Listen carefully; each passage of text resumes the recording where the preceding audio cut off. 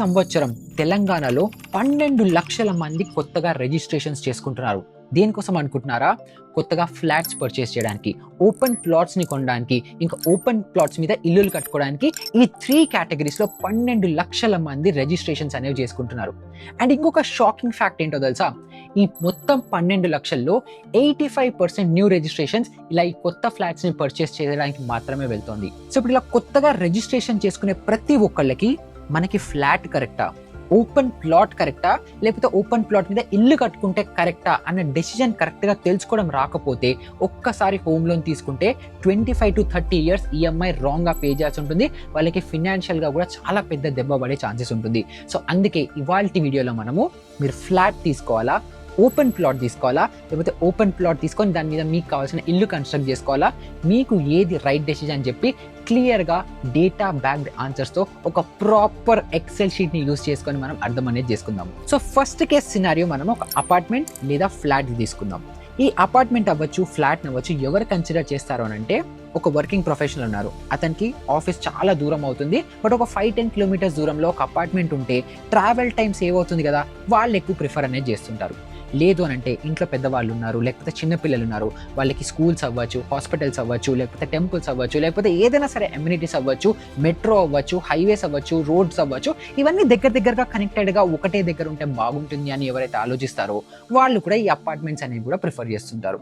అది ఒక్కటే కాదు, మీరు ఒక మంచి గేటెడ్ కమ్యూనిటీలో ఒక మంచి అపార్ట్మెంట్ తీసుకున్నారనుకోండి, స్విమ్మింగ్ పూల్, జిమ్, తర్వాత రిక్రియేషనల్ యాక్టివిటీస్, తర్వాత ప్లేయింగ్ ఏరియా అంటూ, తర్వాత medical store, book store, shopping complex, లోపలే సరుకులు కొనుక్కోవడానికి, అలా మీ లోపల ఇంకొక ప్రపంచం మొత్తం కూడా ఈ అపార్ట్మెంట్ వాళ్ళు ఆఫర్ చేస్తుంటారు. కాబట్టి యాక్చువల్ ఫినాన్షియల్ డెసిషన్ లాగా కాకుండా ఒక కంఫర్టబుల్ లైఫ్ ఎవరైతే లీడ్ చేద్దాం అనుకుంటారో వాళ్ళందరూ కూడా ఈ ఫ్లాట్స్ అవ్వచ్చు, అపార్ట్మెంట్స్ కావచ్చు ఇంక్లైన్ అవుతున్నారు. అందుకే కదా మనం స్టార్టింగ్లో ఏమనుకున్నాం, 85% రిజిస్ట్రేషన్స్ ఈ ఫ్లాట్స్ కోసం వెళ్తున్నాయి. ఎందుకు? ఇవన్నీ ఆలోచించి వాళ్ళు తీసుకుంటున్నారు. సో ఇప్పుడు ఈ యాక్చువల్గా ఈ ఫ్లాట్ తీసుకోవడానికి real cost of owning this flat ఏంటో ఒక్కసారి లైన్గా ఒక్కసారి డిస్కస్ చేద్దాం. సో ఇప్పుడు ఈ కాస్ట్ ఆఫ్ ఓనింగ్ ఫ్లాట్ని నేను 4 partsగా డివైడ్ చేశాను. ఫస్ట్ది పర్చేజ్ ఇన్పుట్స్, సెకండ్ది ఫినాన్సింగ్, మీరు లోన్ తీసుకోవాలి కదా, సో ఫినాన్సింగ్ యాంగిల్ తీసుకున్నాను. థర్డ్ది రికరింగ్ ఇంకా వన్ టైం కాస్ట్, ఇంకా ఫైనల్గా ఫోర్త్ది 20-year అవుట్కమ్. అంటే ఇప్పుడు మీరు ఏదైతే ఫ్లాట్ పర్చేస్ చేశారో 20 years తర్వాత దాని వాల్యూ పెరుగుతుంది కదా, అండ్ దాని మెయింటెనెన్స్ కూడా పెరుగుతుంది కదా, ఏదైనా కానివ్వండి. ఆఫ్టర్ 20 years ఈ ఫ్లాట్ వాల్యూ ఎంత ఉండబోతోంది అండ్ అది మీకు మ్యాథమెటికల్గా సెన్స్ చేస్తుందా లేదా కూడా మనకి మొత్తం క్యాలిక్యులేషన్లో రివీల్ అనేది అవుతుంది. సో ఫస్ట్ది పర్చేజ్ ఇన్పుట్స్. సో ఇక్కడ నేను ఏం చేశానంటే average flat price per square feet ఎంత ఉంది అని చెప్పి ఇక్కడ మీరు చూడొచ్చు 99 acres అవ్వచ్చు, స్క్వేర్ యార్డ్స్ ఉన్నాయి కదా. సో ఇలాంటి మల్టిపుల్ డేటా వెండర్స్ దగ్గర నుంచి నేను డేటా కలెక్ట్ చేసుకుంటే 8,500 rupees పర్ స్క్వేర్ ఫీట్కి మనకి ఫ్లాట్ అవైలబుల్ ఉంటుంది.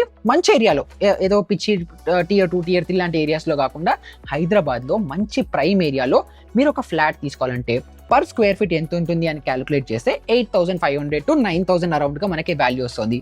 సో ఇక్కడ నేను 8,500 అని తీసుకున్నాను.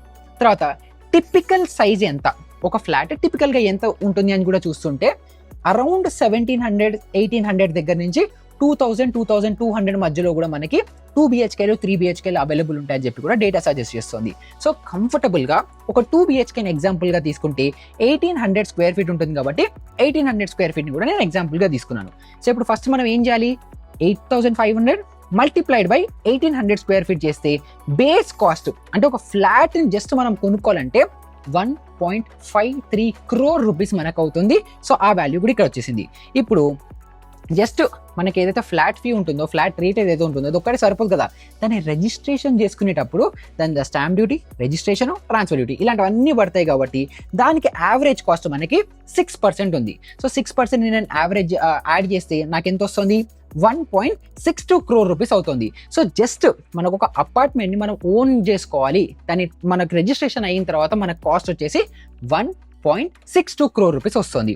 ఇప్పుడు నెక్స్ట్ ఈ 1.62 crores మనం ఓన్ చేసుకోవాలంటే మొత్తం డబ్బులు ఎవరి దగ్గర ఉంటాయా? ఉండవు కదా. మనం ఏం చేస్తాము, హోమ్ లోన్ కోసం అవ్వచ్చు, ఫినాన్సింగ్ కోసం అవ్వచ్చు చూసుకుంటాం కదా. సో ఇప్పుడు నెక్స్ట్ ఆ పార్టీ క్యాలిక్యులేట్ చేద్దాం. సో దీంట్లో ఇన్ జనరల్గా ప్రతి ఒక్క ఫినాన్సర్ ఫాలో అయ్యే పద్ధతి ఏంటంటే మీరు ఒక 15-20% డౌన్ పేమెంట్ కట్టండి, మిగతా 80% మీకు లోన్ ఇస్తాము అని చెప్తారు. సో ఇప్పుడు ఈ 1.62 crore ఏదైతే ఉందో దీంట్లో 20% డౌన్ పేమెంట్ మనం కడితే ఎంత వస్తుంది, 32,43,600 rupees. అంటే ఏంటి, మీ జేబులోంచి ఫస్ట్ 32 lakhs మీరు పే అనేది చేసేయాలి. తర్వాత ఏదైతే 1.29 crore అంటే ఆల్మోస్ట్ 1,30,00,000 ఏదైతే ఉందో దాని మీద మీకు లోన్ వస్తుంది. ఇప్పుడు ఈ లోన్ మీద ఉట్టిగా ఫ్రీగా ఇస్తాడా, వడ్డీ కూడా వేస్తాడు కదా. సో ఆ వడ్డీ ఎంత అని మనం చూసుకుంటే అరౌండ్ 9% per annum వేసా. సో యావరేజ్గా ఈ కాస్ట్ వచ్చేసి 7.5 to 9.5% మధ్యలో ఉంటుంది. దీని మీద మీ క్రెడిట్ స్కోర్ డిపెండ్ అవుతుంది, మీ బ్యాంకింగ్ హిస్టరీ అవ్వచ్చు, వీటి చాలా ఫ్యాక్టర్స్ ఉంటాయి. సో నేను ఎడ్జ్ కేస్ సినారియో 9% తీసుకున్నాను, వర్స్ట్ కేస్ సినారియోనే తీసుకున్నాను. చాలా మందికి ఆల్మోస్ట్ 50-60% మందికి కూడా అరౌండ్ 7-7.5%కి వచ్చేస్తుంది. బట్ నేను వర్స్ట్ కేస్ సినారియోలో 9% per annum ఇంట్రెస్ట్ పడుతుంది అని చూసుకున్నాను. తర్వాత లోన్ టెన్యూర్ ఎంత, అరౌండ్ 20-25 years అయితే మినిమం లోన్ టెన్యూర్ ఉంటుంది. సో నేను ఫినాన్షియల్ అడ్వైజర్గా మీకు కరెక్ట్ ఇన్ఫర్మేషన్ ఇవ్వాలి కాబట్టి 20 years కంటే హోమ్ లోన్ తీసుకోవద్దు కాబట్టి ఇక్కడ 20 years ఎగ్జాంపుల్గానే తీసుకున్నా. సో ఇప్పుడు 1.3 crore rupees లోన్ తీసుకున్నారు, హోమ్ లోన్ తీసుకున్నారు విత్ 9% ఇంట్రెస్ట్ అండ్ 20 years కోసం చేస్తే ఎవ్రీ సింగిల్ మంత్ మీ మంత్లీ ఇన్స్టాల్మెంట్ ఎంత వస్తుందో తెలుసా, 1,16,734. ఇప్పుడు దీన్ని మీరు వ్యాలిడేట్ చేసుకోవాలంటే ఇక్కడ పక్కనే ఒక లింక్ ఇచ్చా, హెచ్డిఎఫ్సి హోమ్ లోన్ది. సో సింపుల్గా మీ వాల్యూస్ ఇప్పుడు ఇక్కడ నేను ఏవైతే చెప్పాను ఇవన్నీ నేను యాడ్ చేసిన వాల్యూస్, కానీ మీరు నచ్చిన ఫ్లాట్లో మీకు నచ్చిన ఏరియాలో మీరు నచ్చిన వాల్యూస్ని ఇక్కడ అన్ని ఇన్పుట్ చేయండి. ఇక్కడ 8,500 బదులు 10,000 ఇన్పుట్ చేయండి, ఇక్కడ 1,800 బదులు 2,000 ఇన్పుట్ చేయండి, ఏం ప్రాబ్లం లేదు. ద హోల్ పాయింట్ ఏంటంటే ఎన్ని ఖర్చులు ఉంటాయి అది మొత్తం ఒక ఫ్రేమ్ వర్క్ మీకు ఇస్తే మీ వాల్యూస్ని మీరు యాడ్ చేసుకొని ఒక రియల్ అవుట్కమ్ని మీరు జనరేట్ అనేది చేసుకోగలుగుతారు. That is a whole agenda. So ఇప్పుడు ఏదైతే మీరు లోన్ తీసుకున్నారు, ఈఎంఐస్ పే చేస్తున్నారు, ఇవన్నీ విత్ ఇంట్రెస్ట్ పే చేస్తారు కదా, అలా total repayment to bank over tenure after అంటే 20 years టెన్యూర్ కదా, మొత్తం కలిపి మీరు ఎంత పే చేస్తారనుకుంటే 2.8 crore rupees మీరు పే చేస్తారు. సో ఒక డౌన్ పేమెంట్ ఏదైతే 2 lakhs మీరు పే చేశారో అది ప్లస్ మొత్తం హోమ్ లోన్ రీపేమెంట్ అన్నీ కలిపి మీకు ఒక ఫ్లాట్ ఓన్ చేసుకోవాలంటే 3.12 crore rupees అవుతుంది. అర్థమవుతుందా? అసలు ఫ్లాట్ బేస్ రేట్ ఎంత, 1.5 crore అంతే. సో మనము హోమ్ లోన్ అవ్వచ్చు, దాని మీద ఇంట్రెస్ట్ అవ్వచ్చు, స్టాంప్ డ్యూటీలు అవ్వచ్చు, ఇవన్నీ కలుపుకొని 3.1 crore యాక్చువల్గా మీ చేతికి పడే కాస్ట్ ఒక ఫ్లాట్ని ఓన్ చేసుకోవాలంటే. సో సింపుల్గా ఒక బిల్డర్ వచ్చి మీరు 1 కోటి రూపాయలకి ఇల్లు కొనేసుకోవచ్చు, 1.5 కోటికి ఇల్లు కొనేసుకోవచ్చు అని చెప్తారు, కానీ యాక్చువల్ కాస్ట్ ఎంత పడుతుంది, దానికి డబుల్ అవుతుంది. సో ఈ రియలైజేషన్ కూడా చాలా మందికి ఉండాలి. ఇప్పుడు ఇది ఒక్కటే కాస్ట్ ఉంటుందా, ఎవ్రీ ఇయర్ మనకి కొన్ని రికరింగ్ కాస్ట్లు ఉంటాయి. ఫ్లాట్ని మనం బిల్డ్ చేసేటప్పుడు ఇంటీరియర్ కాస్ట్, మోడలింగ్ కాస్ట్ అవన్నీ కూడా ఉంటాయి కదా. సో దాన్ని కూడా ఎప్పుడైతే క్యాలిక్యులేట్ చేస్తామో యాన్యువల్ ప్రాపర్టీ ట్యాక్స్ రఫ్గా ఎంత వస్తుంది అని అనుకుంటే ఇయర్కి 10,000 rupees వస్తుంది. ఇప్పుడు ఈ 10,000 rupees ఏదైతే ఉందో ఇది రఫ్ ఎస్టిమేట్ తీసుకున్నాను, ఇది ఏరియా టు ఏరియా మారచ్చు. సో మీ ఏరియాలో ఎంత ఉందో చెక్ చేసుకొని తర్వాత ఇక్కడ యాడ్ చేసుకోండి. తర్వాత ఎవ్రీ ఇయర్ ఏదైతే ప్రాపర్టీ మెయింటెనెన్స్ ఉంటుందో దాన్ని కూడా నేను యాడ్ చేసుకున్నాను. సో మంత్లీ అరౌండ్ 5,000 అయితే ఈజీగా ప్రాపర్టీ మెయింటెనెన్స్ అవుతుంది. సో ఇయర్లీ 50,000 యాడ్ చేశాను. తర్వాత సొసైటీ మెయింటెనెన్స్ పర్ మంత్ మీరు 5,000 rupees పే చేస్తారు. సో సొసైటీ మెయింటెనెన్స్ 1 yearకి అరౌండ్ 60,000 అవుతుంది. ఇలాంటి మీరు ఏ హై రైజ్ అపార్ట్మెంట్స్ తీసుకున్నా కూడా మెయింటెనెన్స్ అయితే కంపల్సరీ ఉంటుంది. అండ్ ఈ మెయింటెనెన్స్ ఏదైతే ఉంటుందో ఇయర్లీ 5% కూడా గ్రో అవుతుంది కాబట్టి ప్రాపర్టీ ట్యాక్స్ టోటల్గా 20 yearsకి ఒక 3,30,000 పే చేస్తారు. సొసైటీ మెయింటెనెన్స్ ఒక 20 లక్షలు పే చేస్తారు. ప్రాపర్టీ మెయింటెనెన్స్ కూడా మొత్తం over the period of 20 years ఒక 10 లక్షల రూపాయలు మీరు పే చేస్తారని చెప్పి ఇలా రఫ్గా క్యాలిక్యులేట్స్ అనేది చేసుకున్నాము.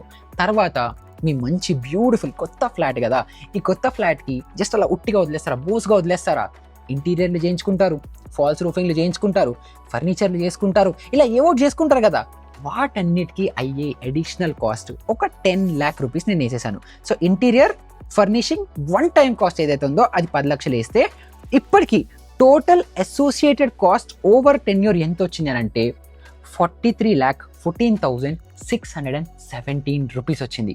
అంటే ఏదైతే 3 కోట్ల రూపాయలు మీరు ఇల్లు పర్చేస్ చేశారని తీసుకున్నారో అది కాకుండా అడిషనల్ కాస్ట్లు ఇంకొక 43 లక్షల రూపాయలు వచ్చింది over the course of 20 years.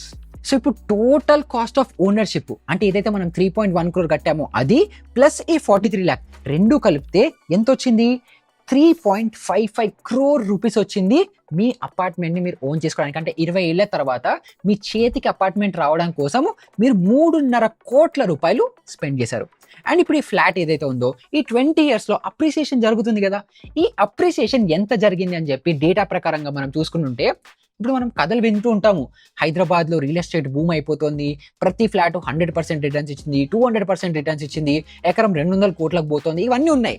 కానీ యావరేజ్గా రియాలిటీ చెక్తో 20 ఇయర్స్ టైం ఫ్రేమ్లో మనం ఎప్పుడైతే చూస్తామో అప్పుడు మనకు వచ్చిన వాల్యూ ఎంతో తెలుసా? హైదరాబాద్లో ఒక అపార్ట్మెంట్ 5 to 8%తో మాత్రమే గ్రో అవుతుంది. CAGR compounded annual growth rate ఎంత ఉందని చూసుకుంటే 5% ఉంది. 2026లో కూడా అదే ఉంది అండ్ అదే రియాలిటీ. సో దాని ప్రకారం మనం చూసుకుంటే estimated value of the flat after tenure ఎంత ఉందని చూసుకుంటే జస్ట్ 4 కోట్ల రూపాయలు ఉంది.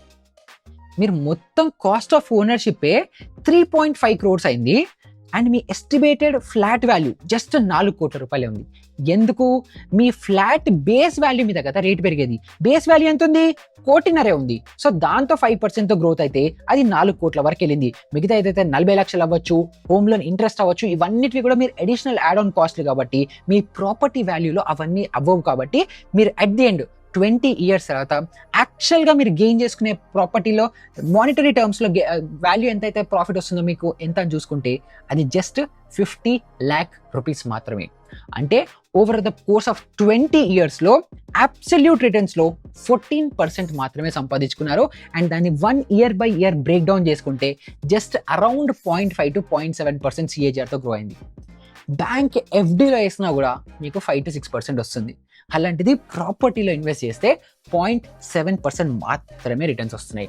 సో ఒక ఫ్లాట్ అవ్వచ్చు, అపార్ట్మెంట్ అవ్వచ్చు, కొన్ని ఎడ్జ్ కేస్ సినారియోస్లో తప్పితే మ్యాథమెటికల్గా మీకు ప్రాఫిటబుల్గా ఉన్నట్టు ఇక్కడైతే సెన్స్ కనిపించట్లేదు. కానీ ఇదొక్కటి పక్కన పెడితే మీకు కంఫర్ట్ ఉంది, కన్వీనియన్స్ ఉంది, అమ్యూనిటీస్ ఉన్నాయి, మీ ఫ్యామిలీకి మీకు అందరికీ కావాల్సిన ఒక మంచి ఎన్విరాన్మెంట్లో ఒక 10 మందితో కలిసి బతకడానికి ఒక అపార్ట్మెంట్ అనేది వండర్ఫుల్ ప్లేస్. ఇంటికి దగ్గర, కాలేజీలకు దగ్గర, స్కూళ్ళకి దగ్గర, ఫార్మసీకి దగ్గర, హాస్పిటల్కి దగ్గర అమ్యూనిటీస్ ఉన్నాయి, జిమ్ ఉంది, అన్నీ ఉండడానికి ఫ్లాట్ పర్ఫెక్ట్ సెన్స్. కానీ యాజ్ అ ఇన్వెస్ట్మెంట్గా మనం చూసుకుంటే ఫ్లాట్ అంత కన్వీనియంట్గా, అంత మ్యాథమెటికల్గా కరెక్ట్ కాదు అని అయితే అర్థమవుతుంది. ఇప్పుడు నెక్స్ట్ మనము ఒక ఓపెన్ ప్లాట్ని యాజ్ అ ఇన్వెస్ట్మెంట్గా చూస్తే రైట్ ఆర్ రాంగ్గా చూద్దాం. ఇప్పుడు ఓపెన్ ప్లాట్ గురించి డిస్కస్ చేసుకుందాం. సో ఈ ఓపెన్ ప్లాట్ ఎలాంటి వాళ్ళు, ఎలాంటి కేటగిరీ ఆఫ్ పీపుల్ వాళ్ళు వీటిని ఇష్టపడతారు అని అంటే, ఎవరికైతే ఇన్వెస్ట్మెంట్ చేయాలని ఉంది, అక్కడ ఉండడానికి ఇష్టం లేదు, కొంచెం మన ఏదైతే సిటీకి కొంచెం దూరంగా ఓపెన్ ప్లాట్స్ ఉంటాయి కదా, అక్కడ జస్ట్ ఇన్వెస్ట్మెంట్ పర్పస్ కోసం ఒక 5 ఏళ్ళు అవ్వచ్చు, 10 ఏళ్ళు అవ్వచ్చు, 15 ఏళ్ళ కోసం, ఒక లాంగర్ టెన్యూర్ కోసం, జస్ట్ ప్యూర్ ఇన్వెస్ట్మెంట్ పర్పస్ కోసమే ఎవరైతే చూస్తారో వాళ్ళు ఓపెన్ ప్లాట్స్ అనేవి చూస్తూ ఉంటారు. ఇప్పుడు దీంట్లో ఎమ్యూనిటీస్ ఉండవు, యాక్సెస్ ఉండదు, ఏముండదు, జస్ట్ ప్యూర్ ఇన్వెస్ట్మెంట్ పర్పస్ కి మాత్రమే ఈ ఓపెన్ ప్లాట్స్ అనేవి సూటబుల్ గా ఉంటాయి. సో ఇప్పుడు దీనికి మనకి పడే కాస్ట్ ఏముంది అని చెప్పి క్విక్ గా ఫాస్ట్ గా కొంచెం వెళ్ళిపోదాము. ఎందుకంటే మీకు ఆల్రెడీ చాలా కాంటెక్స్ట్ ఉంది కాబట్టి ఇప్పటి నుంచి కొంచెం ఫాస్ట్ గా మనం క్యాలిక్యులేషన్స్ అన్ని చేసుకుందాం. సో దీంట్లో నేను 3 హెడర్స్ తీసుకున్నా: అక్విజిషన్ ఇన్పుట్స్, హోల్డింగ్ కాస్ట్, తర్వాత మూడోది అప్రిసియేషన్ సినారియోస్. ఈ 3 మనం ఎగ్జాంపుల్ గా తీసుకుందాం. ఫస్ట్ ఒక ఓపెన్ ప్లాట్ మనం ఏరియాలో, హైదరాబాద్ లాంటి ఏరియాలో కొంచెం అవుట్స్కర్ట్స్ లో మనం చూసుకుంటుంటే 33,500 rupees పర్ స్క్వేర్ యార్డ్ మనకి పలుకుతుంది. సో అంటే ఒక 200 స్క్వేర్ యార్డ్స్ మీరు తీసుకోవాలి అని అంటే ఒక 67 lakh మీకు ఖర్చు అనేది వస్తుంది. సో ఇప్పుడు దీంట్లో మనందరికీ తెలుసు కదా, ప్రతి ఒక్కటి గవర్నమెంట్కి మీరు ఓపెన్గా చెప్తారా? కొంచెం పైన కింద చేసుకుంటారు కదా. సో ఏదైతే యాక్చువల్ రిజిస్ట్రేషన్ కాస్ట్ ఉంటుందో దాంట్లో రఫ్గా ఒక 40% మీరు డిక్లేర్ అనేది చేస్తారు. సో నేను కూడా అదే తీసుకుంటున్నాను. ఎవ్వరు కూడా ప్యూర్గా ఉండరు. సో ఆ క్యాలిక్యులేషన్లలో చూసుకుంటే నిజంగా ల్యాండ్ వాల్యూ 67 లక్షలు ఉన్నప్పటికీ కూడా డిక్లేర్ చేసే వాల్యూ అరౌండ్ 26 lakhs ఉంటుంది. కాబట్టి దాని మీద 6% స్టాంప్ డ్యూటీ వేసుకుంటే 1,60,000 వస్తుంది. లీగల్ డ్యూ డెలిజెన్స్, డాక్యుమెంటేషన్కి ఇంకొక 50,000 వేసుకున్నా కూడా మీరు జస్ట్ ఒక ప్లాట్ని ఓన్ చేసుకోవడానికి అరౌండ్గా ఒక 70 లక్షల రూపాయలు మీరు ఖర్చు చేస్తే ఒక 200 గజాల ఒక ప్లాట్, ఓపెన్ ప్లాట్ మీ చేతికి వచ్చేస్తుంది. ఇప్పుడు దీని హోల్డింగ్ కాస్ట్ ఏమేమి ఉంటాయి? 1 time కాస్టింగ్ అంటే ఇప్పుడు ప్లాట్ ఉంది, దాన్ని సెక్యూర్ చేసుకోవాలి కదా. ఎందుకంటే ఎవడో వస్తాడు కబ్జా చేస్తాడు, లేకపోతే ఇంకెవడో వస్తాడు చెట్లు నాటుతాడు, లేకపోతే ఎవడో వస్తాడు ఇంకేదో బోర్డు పెడతాడు. ఇవన్నీ జరగకుండా ఉండాలంటే బేసిక్ బౌండరీ వాల్, లేదంటే బేసిక్ ఫెన్సింగ్, ఒక పిట్టగోడ, ఇలాంటివి ఏమైనా కట్ట చిన్న గేట్ పెట్టడం, లేదంటే కొంతమంది ప్రాపర్గా ఒక రూమ్ కట్టి ఒక వాచ్మెన్ని కూడా పెడతారు. సో ఇలాంటి అన్నిటికీ కూడా ఒక 1 time కాస్ట్ ఏదో ఒకటి జరుగుతుంది కదా. సో అది ఎంత అని మనం చూసుకుంటే ఒక 1,00,000 రూపాయలు అనేది వేసాను. తర్వాత వేకెంట్ ల్యాండ్ ట్యాక్స్ మోడలింగ్ ప్రాక్సీల ప్రకారంగా మనం గవర్నమెంట్ వెబ్సైట్లో చూసుకుంటే అరౌండ్ 0.2% పడుతుంది. సో దానికి వేకెంట్ ల్యాండ్ ట్యాక్స్, ఇప్పుడు నార్మల్గా మనకు అక్కడ హౌసింగ్ ట్యాక్స్ ఉంది, ఇక్కడ వేకెంట్ ల్యాండ్ ట్యాక్స్ ఉంటుంది. ఇది ఎంత అని చూసుకుంటే అరౌండ్గా 5,000 రూపాయలు ఉంటుంది. అది 5% గ్రోత్ అయితే 20 ఏళ్లలో ఆల్మోస్ట్ 1,77,000 మీరు అక్కడ పే చేస్తుంటారు ట్యాక్స్ రూపంలో. So total cost of owning around 70 లక్షలు వచ్చింది. సో ఇప్పుడు ఈ 20 ఇయర్స్లో మీ ల్యాండ్ వాల్యూ ఎంత అప్రిషియేట్ అవుతుందో మనం చూసుకుంటే కన్జర్వేటివ్ వేలో ఒక 6% ఇయర్ ఆన్ ఇయర్ గ్రోత్ అవుతుంది. మీరు హైదరాబాద్కి కొంచెం దూరంగా హైదరాబాద్కి అవుట్స్కట్స్లో ఇల్లు తీసుకున్నారు, ప్లాట్ తీసుకున్నారని చూసుకుంటే మీ ఏదైతే 70 లక్షల ప్లాట్ ఉందో అది 20 ఇయర్స్లో 2.21 crores అవుతుంది. అదే కనుక మీ ప్లాట్ 10%తో గ్రో అయిందనుకోండి, అది 4.64 crore అవుతుంది. అదే కనుక మీ ప్లాట్ పంపర్ సూపర్ హిట్ దొరికింది, హైవే పడింది, ఎయిర్పోర్ట్ వచ్చింది, ఏదన్నా పెద్ద ఇండస్ట్రీ వచ్చింది అని మీకు మీ ల్యాండ్ రేట్లు భయంకరంగా పెరిగాయి, ఒక 15% గ్రోత్ రేట్ వచ్చింది అనుకోండి, మీ 70 లక్షల ప్లాట్ ఎంత అవుతుందో తెలుసా? 11 కోట్ల రూపాయలు అవుతుంది. ఒక పక్కన మనము ఫ్లాట్ చూసుకుంటే 50 లక్షల ప్రాఫిట్ వచ్చింది అంతే. అదే ఓపెన్ ప్లాట్ మనం చూసుకుంటే పెట్టింది 70, వచ్చింది 70 లక్షలు పెట్టాం, 70 కోట్లు కూడా కాదు, 70 లక్షలు పెడితే 11 కోట్ల రూపాయలు వచ్చింది. లేదు జస్ట్ ఫ్లాట్కి మనం 5% కంపారిజన్ తీసుకున్నాం కదా, అలా కంపారిజన్లో తీసుకున్నా కూడా 2.5 కోట్ల రూపాయల వరకు ఒక ఓపెన్ ప్లాట్ ప్రాఫిటబుల్గా ఉంటుంది.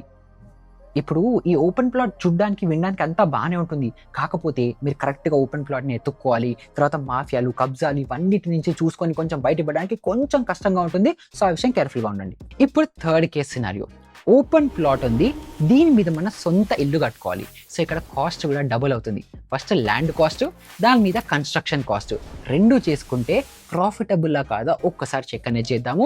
అండ్ ఇది మిడిల్ క్లాస్ వాళ్ళకి మోస్ట్ రిలేటబుల్గా ఉండబోతుంది అండ్ మోస్ట్ ఎమోషనల్ టాపిక్ కూడా.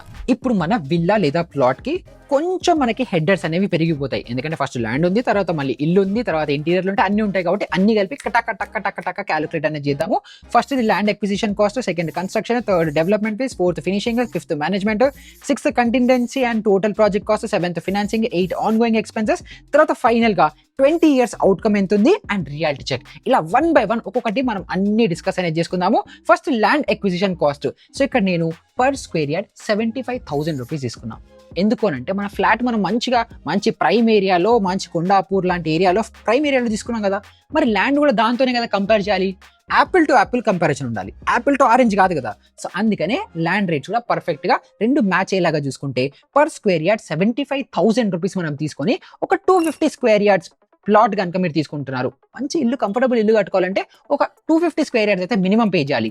సో అలా మీరు చూసుకుంటుంటే మీకు ఆల్మోస్ట్ 1.87 crore రూపీస్ అవుతుంది. ఇప్పుడు దీంట్లో మళ్ళీ ఇందాకలాగే మొత్తం డిక్లేర్ చేయరు కదా, గవర్నమెంట్కి ఎంత అంత ఇస్తారు కదా. సో అలా మనం చూసుకుంటుంటే ఒక 75 lakh రూపీస్ మీ ఏదైతే ప్లాట్ వాల్యూ ఉందో దాన్ని డిక్లేర్ మీరు చేస్తారు కాబట్టి దాని మీద 6% స్టాంప్ డ్యూటీ 4,50,000 వస్తుంది, లీగల్ ఫీజ్ మనకు 50 lakhs వస్తుంది. So total land acquisition cost మనకు వచ్చేసి అరౌండ్గా 2 కోట్ల రూపాయలు పడుతుంది. ఇప్పుడు దీంట్లో గ్రౌండ్ కవర్ అజంప్షన్ ఎంత అని మనం చూసుకుంటే 65%. ఎందుకనంటే మీరు 250 స్క్వేర్ యార్డ్స్ తీసుకుంటే మొత్తం 250 స్క్వేర్ యార్డ్స్ నా ఇల్లు కట్టుకుంటాను అంటే జిహెచ్ఎంసీ అవ్వచ్చు, గవర్నమెంట్ అవ్వచ్చు, పర్మిషన్ ఇవ్వదు. ఎందుకంటే కొంచెం ఓపెన్ ఏరియా మీరు వదిలేసుకోవాలి, సెట్ బ్యాక్ ఇచ్చుకోవాలి, ముందర వెనకాల లెఫ్ట్ రైట్ ఫైర్ ఇంజన్ తిరగాలి, ఇలాంటి 100 రూల్స్ ఉంటాయి. సో దాంట్లో 65% మీరు బిల్టప్ ఏరియాని కట్టుకోవచ్చు అని ఎజంప్షన్స్లో.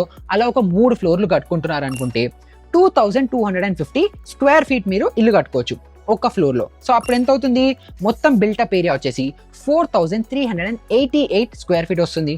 పర్ స్క్వేర్ ఫీట్ కన్స్ట్రక్షన్ యావరేజ్గా 2,000 రూపాయలు తీసుకుంటే మీ టోటల్ కన్స్ట్రక్షన్ కాస్టే 94 లక్షల రూపాయలు వస్తుంది.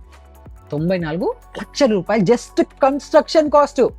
ల్యాండ్కి ఏమో 2 కోట్లు ఖర్చు పెట్టారు, కన్స్ట్రక్షన్కి ఇంకొక 90 లక్షలు. సో మొత్తం యావరేజ్గా చూసుకుంటే మీ cost of ownership of house almost మీకు 3 కోట్ల రూపాయల వరకు వస్తుంది. సో ఇది మీకు జస్ట్ కన్స్ట్రక్షన్ వరకు, ల్యాండ్ కొన్నారు కన్స్ట్రక్షన్కి ఈ వాల్యూ వస్తుంది. ఇప్పుడు డెవలప్మెంట్ ఫీజు. ఫస్ట్ మీరు సైట్ కొనగానే ల్యాండ్ని డైరెక్ట్గా మీరు వాడేసుకోవచ్చా? వాడుకోలేరు. సో అప్పుడు ఏంటి, సైట్ క్లీనప్ ఫీజు, తర్వాత దాని మీద ఇల్లు కట్టుకోవాలంటే ఆర్కిటెక్ట్ మీ ప్లాన్ చేయాలి కదా ఇంటికి, దానికి ఆర్కిటెక్ట్ ఫీజు, తర్వాత soil testing fee, municipal governance approvals ఏవైతే ఉంటాయో వాటి fee, betterment service, water connection, electricity, sewage, total development fee, ఇలా అన్నీ కలుపుకొని 8 లక్షల రూపాయలు డెవలప్మెంట్ ఫీజుకి పోతుంది. తర్వాత ఇంటీరియర్ వర్క్స్, తర్వాత ఇంట్లో appliances, fridge, TV, cooler, microwave ఇలాంటివన్నీ అప్లయన్సెస్, ఏసీలు కొనాలి, టీవీలు కొనాలి వాటికి. తర్వాత ఇంటీరియర్ వర్క్స్ ఇవన్నిటికీ కూడా ఇంకొక 10 లక్షలు వేసుకుంటే జస్ట్ ఇల్లులాగా కనిపించడానికి ఇంకొక 15 లక్షలు గోవిందా. తర్వాత మేనేజ్మెంట్, సైట్ సూపర్విజన్, మీరు ఇల్లు కన్స్ట్రక్ట్ చేసేటప్పుడు వాచ్మెన్ని పెట్టాలి, వాళ్ళు పని కరెక్ట్గా చేస్తున్నారో లేదో చూసుకోవాలి. ఇవన్నిటికీ ఈజీగా 1,50,000 ఎగిరిపోతుంది. తర్వాత టెంపరీ సైట్ యూటిలిటీస్, అక్కడిక్కడ చిల్లర ఖర్చులు, మిస్లేనియస్ ఎక్స్పెన్సెస్ లో ఇంకొక 40,000 గోవిందా. ఇక్కడ మీకు ఇంకొక 2 లక్షలు పోతుంది. తర్వాత మోస్ట్ ఇంపార్టెంట్ దగ్గర అని చెప్తా, ఇంకా ఇంకా ఇంకా ఇక్కడ కంటింజెన్సీ కాస్ట్ అనేది మీరు ఒకటి గుర్తుపెట్టుకోవాలి. అది ఏంటి అంటే, ఇప్పుడు మీరు పెళ్ళవ్వచ్చు, లేకపోతే ఇల్లు కట్టినా సరే మీరు ఒక కాస్ట్ అనుకుంటారు, దానికంటే 100% ఎంతో ఒక ఎక్కువ అవుతుంది. అది 10%, 15%, 20%, కొన్నిసార్లు 50% కూడా ఎక్కువ అయ్యే ఛాన్సెస్ ఉంటాయి. కాబట్టి మీరు అనుకున్న బడ్జెట్ కంటే మినిమం ఒక 20% అడిషనల్గా అవుతుంది అని చెప్పి ఒక కంటింజెన్సీ కాస్ట్ కూడా పెట్టుకోవాలి. సో ఇప్పుడు ఇవన్నీ యాడ్ చేసుకుంటే ఒక టోటల్ ప్రొజెక్టెడ్ కాస్ట్ ఎంత వస్తాయో మనం చూసుకుంటే 3.3 crore రూపీస్ అనేది మీకు వస్తుంది. సో ఇది ప్రాపర్గా మీకు చేతిలో పడే మీ ఖర్చు. ఇప్పుడు దీనికి మళ్ళీ ఫినాన్స్ కదా, 3 కోట్ల రూపాయలు మనం పెట్టలేం కదా. సో ఫినాన్సింగ్ ఎంత, 20% డౌన్ పేమెంట్ పెట్టాలి, లోన్ తీసుకోవాలి, తర్వాత 9% ఇంట్రెస్ట్ రేట్తో 20 years లోన్ కట్టాలి అని అంటే మంత్లీ ఈఎంఐ కొంచెం గుండెపై వస్తుంది. కానీ ఎంత వస్తుంది తెలుసా EMI? 2,42,000 every single month EMI వస్తుంది. అందుకే ఏమో ప్రతి ఒక్కసారి అందరూ ఫ్లాట్స్ వైపు వెళ్తున్నారు. ఎందుకంటే ఫ్లాట్లో ఈఎంఐ ఎంత వచ్చింది మనకి? ఇక్కడ ఆల్మోస్ట్ మనం చూసుకుంటే 1,16,000 అంతే. కానీ అదే ఒక విల్లా తీసుకొని, అంటే ఒక ప్లాట్ తీసుకొని దాని మీద సొంత ఇల్లు కట్టుకుని అది కూడా లోన్ మీద కట్టుకుంటూ ఉంటే మన ఈఎంఐ వచ్చేసి 2,42,000 వస్తుంది. అప్పుడు లిటరల్గా ప్రతి సింగిల్ మంత్ మన తల మీద గన్ను పెట్టిన ఫీలింగ్ వస్తుంటుంది. ఎందుకంటే అది పే చేయాలి కాబట్టి. సో ఇది చాలా మంది రిలేట్ చేసుకుంటుంటారు, అందుకే ఫ్లాట్ల వైపు వెళ్తున్నారు. బట్ రియాలిటీ ఏంటి? 2,42,000 ఈఎంఐ ఉంటుంది. So total with interest, with down payments అన్నీ కలుపుకొని 6,48,00,000 రూపాయలు, 6,48,00,000 రూపాయలు అవుతుంది. మీరు ఒక ప్లాట్, ఎంటీ ప్లాట్ తీసుకొని దాని మీద ఇల్లు కట్టుకోవాలి, అది కూడా లోన్ మీద, అది కూడా 20 ఏళ్ళ కోసం తీసుకుంటే ఇది మీకు పడే కాస్ట్. ఇప్పుడు మళ్ళీ ongoing expenses, annual property ట్యాక్స్లు, వాటర్ కనెక్షన్ల బిల్లులు, అవి ఇవి మెయింటెనెన్స్లు అన్నీ చూసుకుంటే దానికి ఇంకొక 11 లక్షలు పోతుంది. So total cost of ownership వచ్చేసి 6,59,00,000 రూపాయలు వస్తుంది. అండ్ ఇప్పుడు ఈ ల్యాండ్ని మీరు కనుక 10% అప్రిషియేట్ అవుతుంది అని మనం చూసుకుంటే, ఇప్పుడు ల్యాండ్ అయితే అప్రిషియేట్ అవుతుంది, కానీ మన ఏదైతే కన్స్ట్రక్షన్ ఉందో అది పాతగా అవుతూ ఉంటుంది కదా. సో జస్ట్ అప్రిషియేషన్ మనం చూసుకుంటూ 20 years తర్వాత వాల్యూ ఎంత ఉంది అని మనం చూసుకుంటే మనకి 14 కోట్ల రూపాయలు వస్తుంది. ఎందుకు?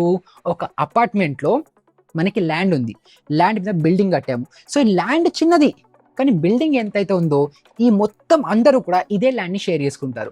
కానీ ఇక్కడ మన ఏదైతే 200 గజాలు ఉందో మొత్తం మనదే.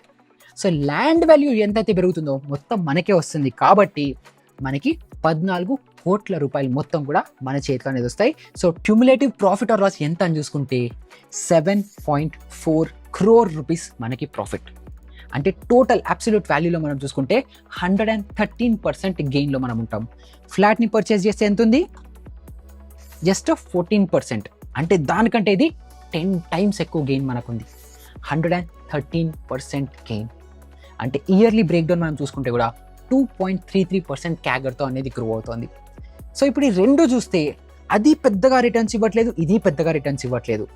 కానీ ఒకటేమో బాగా మనం ఆల్మోస్ట్ మనం 7 కోట్లు పెడితే 14 కోట్లు వచ్చింది, ఇంకొకటి మనం ఎక్కువ పెట్టినా కూడా ఎక్కువ రిటర్న్స్ రాలేదు. బట్ నెట్ టు నెట్ మనకు రిజల్ట్ ఎక్కువ రెండు రాకపోయినా కూడా ఒక ఎమోషనల్ కంఫర్ట్ ఏదైతే ఉంటుందో అది మన ఇల్లు ఇస్తుంది.